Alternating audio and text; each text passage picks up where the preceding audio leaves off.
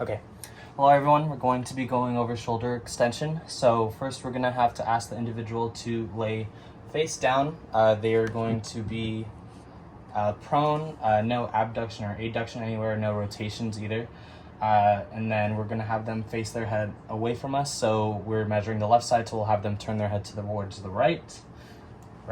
And then next we will instruct them to lift their left arm up as high as they can. And then right here, we're going to put the axis on the center of the humeral head. We're going to have the stationary arm parallel to the axillary line. And then from here, we will move the moving arm up towards the midline of the humerus. And then that should be right here. And then we have a value of about 37 degrees. And then you can see that right here, hopefully. But yes. Thank you, that is shoulder extension. Hello everyone, today we're going to be doing cervical flexion. First we're going to have our individuals sitting in a stabilized position, stabilizing their thoracic and lumbar spines.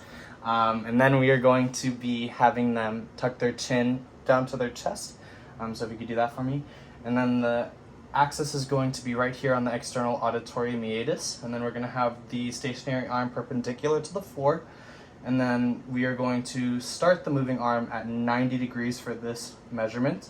And then from here we go down to the tip of their nose, which is going to be right about there.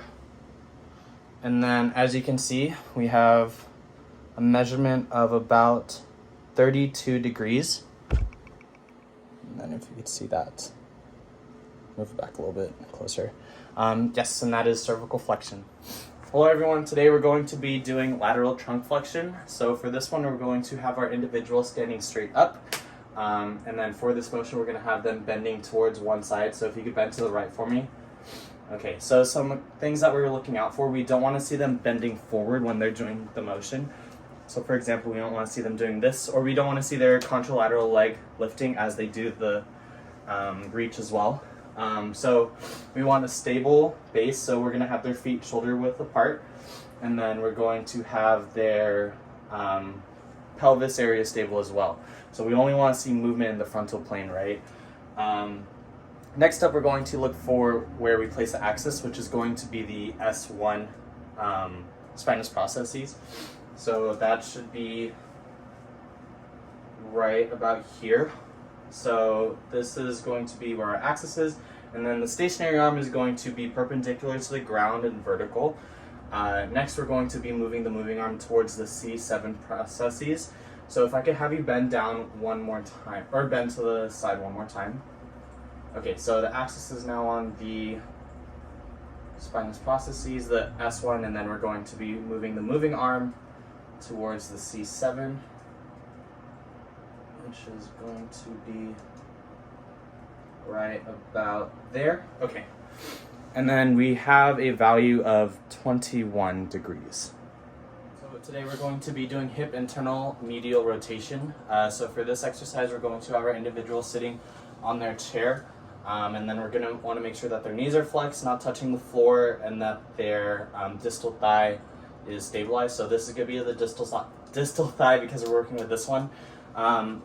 And then for this exercise, we're going to want the axis of the goniometer on the center of the patella.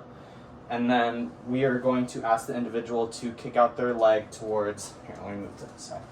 We're going to ask them to kick their leg out to the opposite side, making sure that this thigh is still stable, okay? So you can rest now. So what we're going to do for the stationary arm is it's going to be vertical, but for the moving arm, we're going to have that follow the midline of the lower leg, okay? Okay, and then if you could do it for me, thank you. And that should be right there. Okay, and then we have a value of 36 degrees.